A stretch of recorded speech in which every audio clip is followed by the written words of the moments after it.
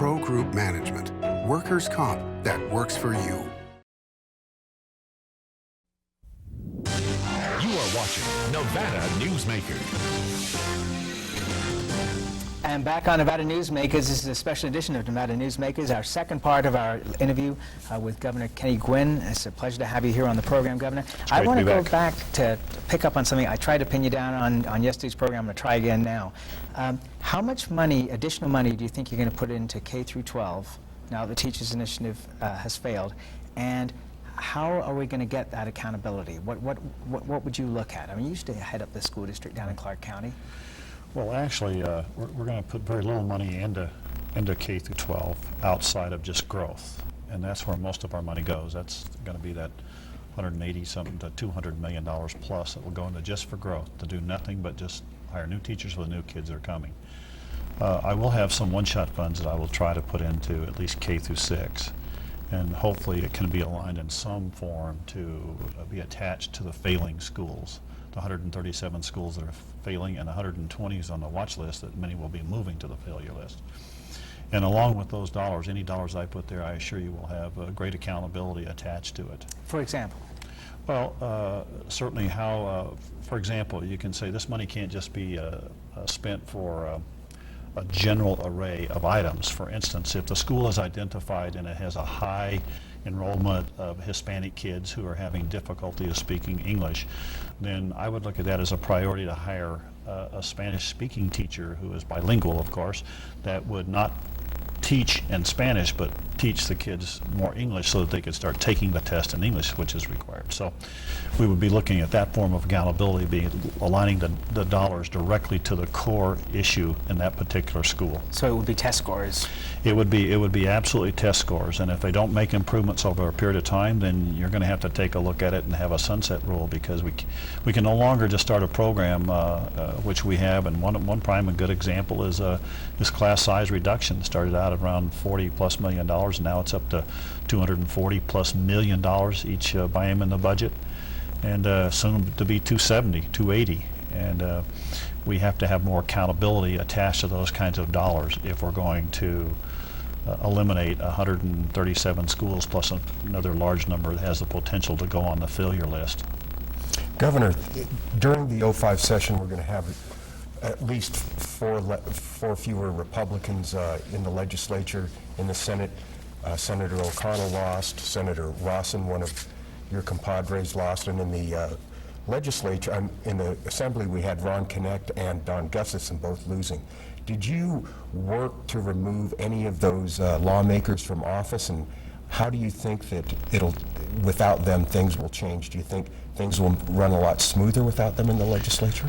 Well, two questions there. First of all, I said publicly that I would help every incumbent legislator get reelected who was a Republican. And that's exactly what I did. So even Don Gustafson and Ron Connect? Yeah, well, they didn't, with them, I didn't actually work in their campaign, but I did give money to the state Republican Party, which was helping out all of the incumbent Republicans. Some of them I did give individual money. A couple of people I gave individual checks to. So I really had said all along that I would not go against any Republican that was already a sitting governor. I did choose at the time Senator Rawson over Bob Beers, because Bob Beers was not an incumbent in the Senate seat. Had he stayed where he was, it would have been the same deal. So I didn't look at whether someone voted no or yes on the tax issue. I think you have to let people really make up their own mind and vote the way they want to. So in that respect, I stayed very neutral. The difference it will make, I don't know that it will make a lot of difference. We have new people coming every year, and we're going to have to get used to it, because we're going to have term limits. It's going to affect a lot of people, and that will have its good points and its negative points for the state of Nevada, because it's a long learning process, and it concerns me to some extent, because when you get all new people, it's hard to really learn the mechanisms of doing your business in 120 days every 2 years. But it's what the people have voted for, and we'll work it out, and it'll be done, and I'm sure that the next governors who come along after me will be able to adjust to that situation also. Do you look at Pataki maybe running for a fourth term with a little envy? Yeah, well, there are a lot of people who aren't topped out, but a lot of them are termed out, but a lot of them have to run every 2 years too. Now, Pataki's not in that case, and he hasn't made up his mind yet what he's going to do. By the way, he's a very fine gentleman, and he's agreed to help me with the National Republican Governors Association. So he's a fine man. You know, we have a spot available, I'll tell you that right now. When he's around, he can come on the show. Well, if he comes this way, we'll get him on here. All right, we got to take a break. We'll be right back on Nevada Newsmakers with the governor after this. This is Nevada Newsmakers.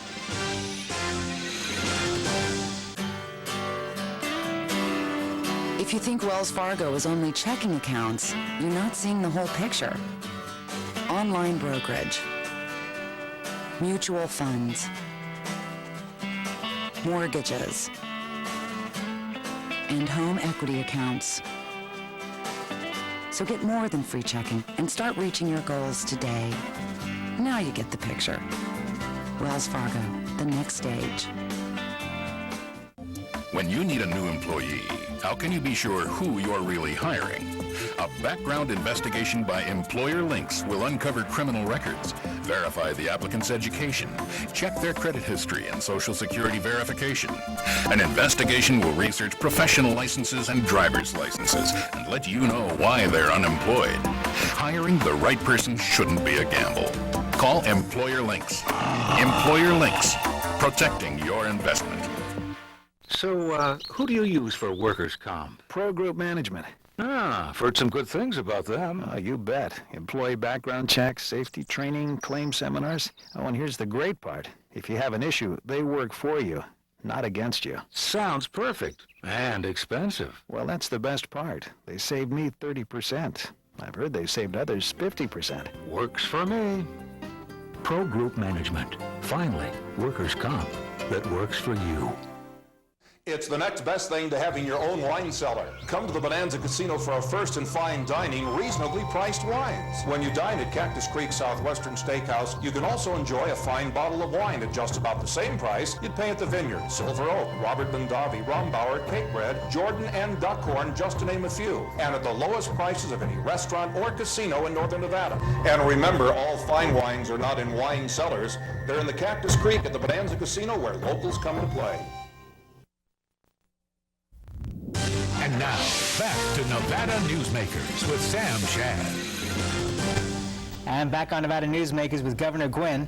A question that came into me was, it was reported by John Ralston that it was very possible that you might appoint a Democrat to replace Brian Sandoval. Within a day or two, you clarified saying you would appoint a Republican, one who has the ability to win election to the office.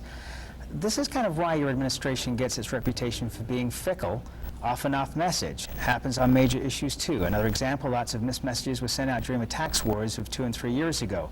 So were you misquoted on the AG appointment? Does your staff go out with thoughts before decisions or policies are arrived at? Or are the staff and the governor talking before policy is clearly determined?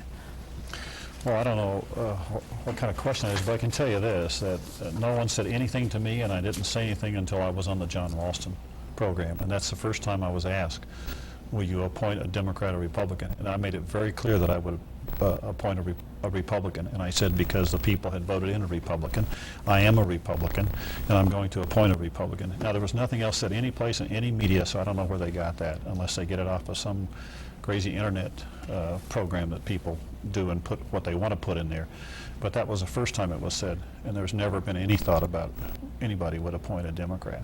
Just isn't the case. But I guess the message is part of the question. Well, but that's not a mismessage when I said, look, I'm going to appoint a Republican. That person has a mismessage because they took it from on some unreliable source. So you don't get a mixed message. I've never been in a mixed message. I said we're going to need about $800 to $900 million, and that was my message. That's not a mismessage. It was my message, and I still think it was right. Governor, some national pundits, they joked that President Bush, the day after his election, was now officially a lame duck president. When will Kenny Guinn become a lame duck governor? Well, I don't think I'm ever going to become a lame duck governor. I have limited authority under the Constitution, and I can pull the trigger on that authority all the way up to my last day, and I fully intend to do that.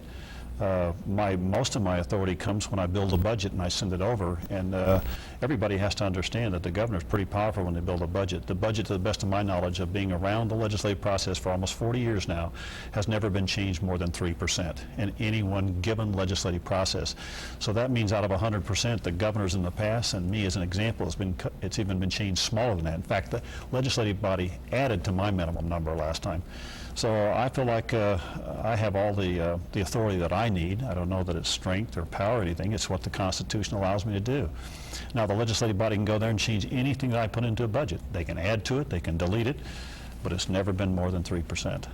So you're going to work until your last day in office? I'm going to work till the last day in the office, sure, and I think I'll get a lot more work in the last year because more people will be focused on the new candidates, and I will hopefully have a routine work day by then, as opposed to the long hours that we spend now. We need to keep a really good watch on you the last 6 months that you're in office. Absolutely. Okay, absolutely. we got to take a break. We'll be right back on Nevada Newsmakers after this. Nevada Newsmakers, brought to you in part by Sunbelt Communication. I am an American soldier. I am an American soldier. I am an American soldier. I live the Army values. I will never accept defeat. I am disciplined, physically and mentally tough. I am a professional. I am a professional. I am the guardian of freedom And the American way of life. I am an American soldier. I am the Army National Guard. Defend freedom. In the Army National Guard, you can. Visit 1-800-GO-GUARD.com today.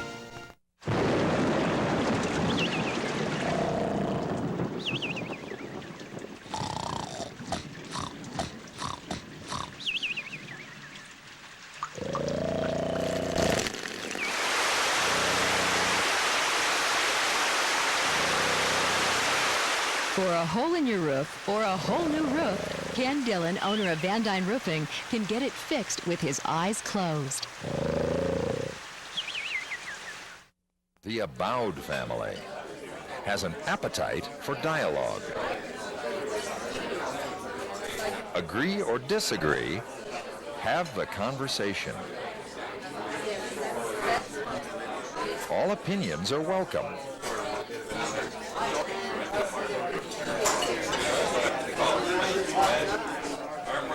Since 1977, Adele's.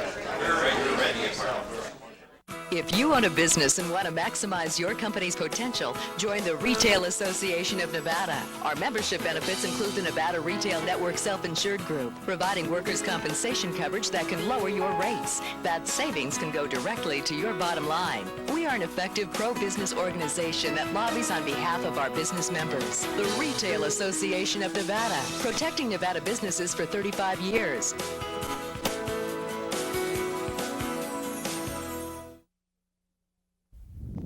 And now, back to Nevada Newsmakers with Sam Shad. And back on Nevada Newsmakers, Day 2 with the governor here. Got a couple of gaming questions for you, Governor Guinn. The Gaming Control Board needs to increase staff to review and approve new technology currently in use already in California Indian casinos. Do you support the additional cost that will be necessary to keep Nevada casinos competitive? And in particular, is there a way for you to help gaming in northern Nevada? Well, two questions. The first question is in terms of staffing. Any accrued new staffing for the Gaming Control Board does not come through the general fund budget. It doesn't require any dollars. It is actually a pass-through to the casinos. What they usually do is they show the casino owners and the people who are running them what the new cost is going to be, and most of the time they agree because they know that there's changes coming about. That's what happened the last session when they added about 22 or 23 people. And then they pass on those fees directly, so it's a pass-through directly to the casinos. So that doesn't affect us at all. And your second question was helping Northern Nevada gaming. Helping Northern Nevada. The best thing we can do, hopefully, is just work with Northern Nevada because it's going to be difficult under the circumstances. But doing the construction on the roads will be very important to us as we can move further on over the pass. If we can do a better job in some of those areas there on our side and work with California on the other side, that would help to some extent. But it's very difficult when you're going to get the people that's coming over the mountain in the wintertime if they're going to stop at Thunder Canyon out there They can do a lot of gaming there and not come all the way over. So the best thing that I can do is to certainly work with the Gaming Control Board, the Gaming Commission, to be as progressive as we can, but by the same token, it's really up to the hotels. If we can work in tourism and get more tourists here, that helps them immensely. And I think that there's going to be hopefully some new programs that will come forth that don't cost us, maybe rearranging some of the next legislative session that could help out immensely. But the helping the greater Reno area, I think, will be helped to some extent by having the connectivity of the freeway that's coming in from the large growth area of Gardnerville, Mendon, and Carson City, so it'd be much easier to get here than it has been in the past. I think that could help because you're getting great growth in that section of the northern part of the state. But it takes creativity and it takes risk on the part of the casinos today to stay in business and competition. And that part, you know, and as a businessman, I would agree with you that, because we're both businessmen, that risk is part of it. You can't just sit there and do what you've always done. No, Sometimes you have to reinvest in new ways. Right, and I know it's difficult when gaming revenues are down. It's very difficult for someone to say, I'm going to take the same facility I got and spend millions of dollars. But that's what they've had to do on rehabilitation and modernization. That's what they have to do in Clark County. And every time there's a new program going up like the Guinn, today that says, well, the Bellagio still looks pretty good, but what about the MGM? What about Treasure Island? What about Paris? All the others. So all of a sudden you see somebody else starting to look at, like the Stardust has been there for a long time.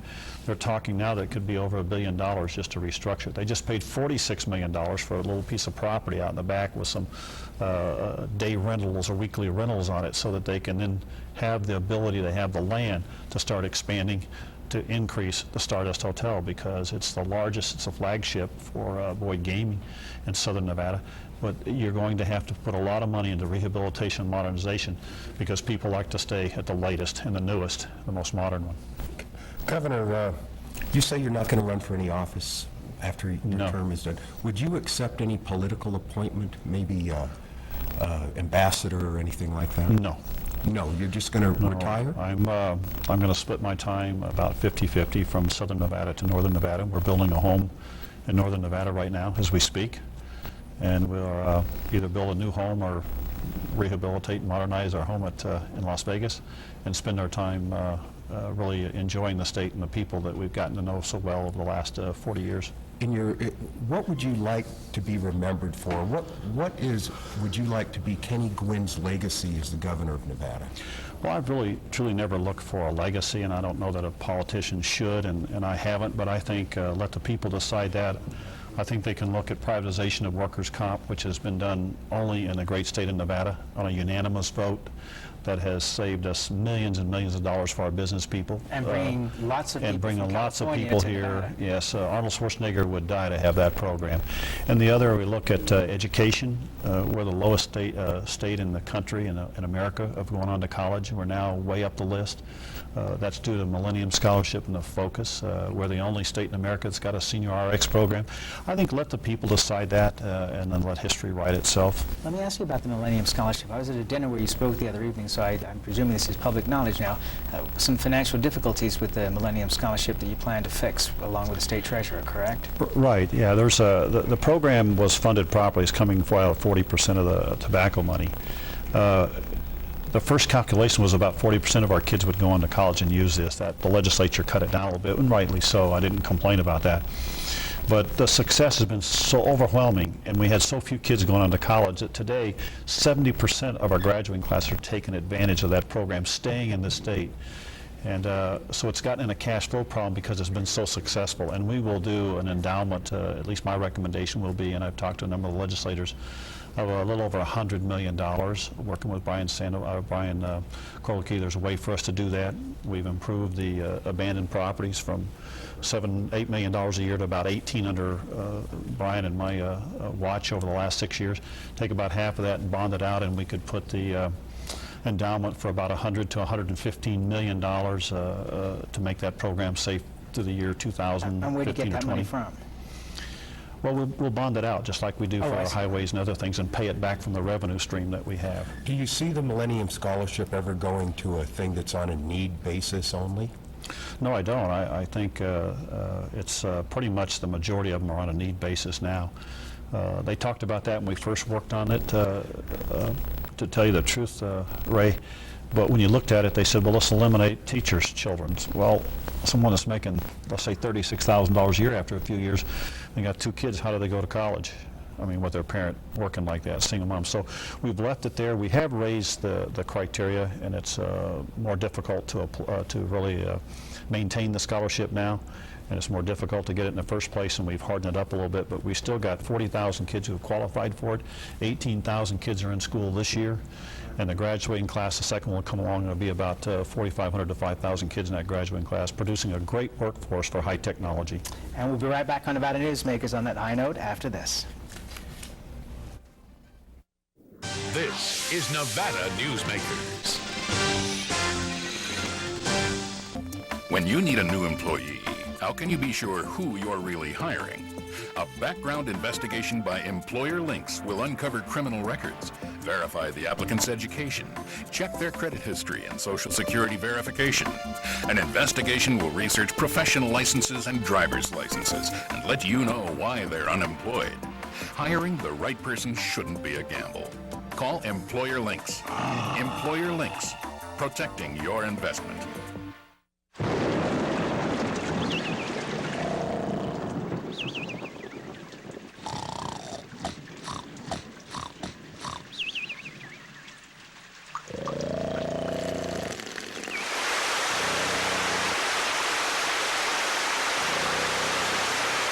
For a hole in your roof or a whole new roof, Ken Dillon, owner of Van Dyne Roofing, can get it fixed with his eyes closed.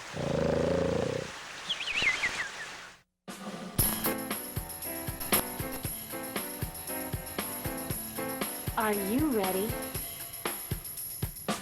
to experience Reno's ultimate lobster buffet? Then bring your appetite to the El Dorado, where we're serving a half pound of slipper lobster tail for just $5 with the purchase of a dinner buffet. Catch it every night of the week. Are you in?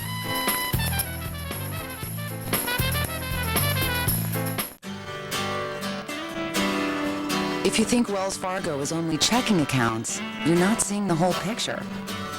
Online brokerage, mutual funds, mortgages, and home equity accounts. So get more than free checking and start reaching your goals today. Now you get the picture. Wells Fargo, the next stage. And now, back to Nevada Newsmakers with Sam Shad. And back on Nevada Newsmakers with Governor Guinn. Just want to go back to the taxes thing a little bit. How far does your no new taxes pledge go? Will you sign bills allowing tax hikes on the local level? Well, if the people have voted for it, then generally speaking, that's the only way it comes to us. And really, the people would have a public vote, and if they say they want it, then it comes to the legislative body. If the legislative body approves it, yes, I do that, because I believe all good government really starts at the local level. And if that's what they're voting on, then that's what we should do. But generally speaking, that's very limited. Like on a sales tax override as an example, like for more police in Clark County, that was voted on and passed. I'm sure that will be there. If the legislature brings it forth, yes, I would sign that. But if they voted no, it wouldn't be coming there, because I wouldn't sign that. Governor, you said no new taxes, but what about fees? Some like impact fees, hunting fees. Would you propose any hikes in those, especially in Washoe County? The school districts want impact fees to help pay for growth. Well, I have not looked at any impact fees that would relate to any functions that the state carries on. If a local entity would want to do that and they get the people's agreement, as I said, if they vote on it, then I have a tendency to agree to that. In the past, I've said only fees that we would look at is if it came in and the people who were going to be assessed those fees agreed to it, then I would sign it. And in some cases, they didn't agree and I didn't sign it. In others, they said, no, we're agreeing to this because it's much like the gaming control board is funded by the hotels. If they come in and said, look, they don't have enough auditors and it's slowing us down, we'd like to put 10 people there and assess ourselves, and I agree to that because they're the ones that's paying the bill. But if it's a cross-section that's affecting everybody, they have to go and get everybody to come in and say, this is what we really want in order to give us a better program. Okay, I want to ask you about Senator Reid's elevation to minority leader. What do you think? Well, I think it's great for Nevada. I think in a really high-profile national election, Nevada came up with at least my candidate, and I'm sure the majority, certainly by 21,000 or so people in Nevada, with a presidential position for George W. Bush. And at the same time, that helps us overall, but at the same time, Harry Reid, because candidate Thune beat Tom Daschle, he was able to move up into a position that's very important. He was already in an important position for Nevada in terms of allocation for dollars. And of all the states, Nevada gets very little pork compared to the other states, but I think now that we'll be able to get more of those grant dollars. And I think he's in a position to help us immensely. And on the other side, we still have, at least from my standpoint, the Republican president. Well, let me ask you this just briefly. Senator Reid has been saying that basically the public in Nevada, by voting for President Bush, voted for Yucca Mountain. Do you agree with that? Well, I don't think so. I think many of the people said that was not going to affect their vote. They were still against it, but they said about 30 seconds. Yeah, they're going to vote for the president. So I think that's now down to the point where we've got to settle it in court, and I think that's where we have our best shot to see where we're going to go in Yucca Mountain. Think you can win that in court? Well, so far we've won the biggest item on it, from 10,000 storage years to 300,000 is all in our favor. So it's caused them to start relooking at their cards, but we'll have to wait and see. It really depends on how you come out in the final analysis in the judicial process. And there'll be some good news coming out of the Attorney General's office today, I understand, too. Yes. We'll Yes, be there right will back be. on Nevada Newsmakers after this. This is Nevada Newsmakers. The Abowd family has an appetite for dialogue. Agree or disagree, have the conversation. All opinions are welcome.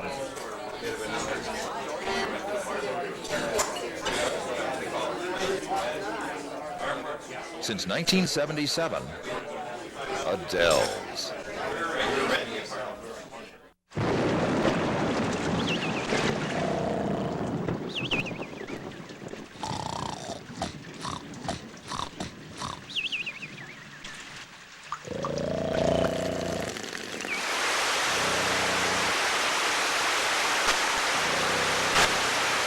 For a hole in your roof or a whole new roof, Ken Dillon, owner of Van Dyne Roofing, can get it fixed with his eyes closed.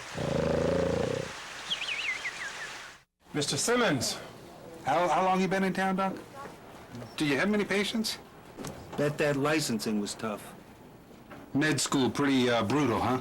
I wouldn't know. I never went. What? Mr. Simmons, I graduated from medical school at the University of Nevada, Reno, top of my class. Oh. You know, there's an easier way to find out about my background. Call the Nevada State Board of Medical Examiners. Yeah, but it's a free service. Pretty nice handwriting, Doc. If you own a business and want to maximize your company's potential, join the Retail Association of Nevada. Our membership benefits include the Nevada Retail Network Self-Insured Group, providing workers' compensation coverage that can lower your rates. That savings can go directly to your bottom line. We are an effective pro-business organization that lobbies on behalf of our business members. The Retail Association of Nevada, protecting Nevada businesses for 35 years.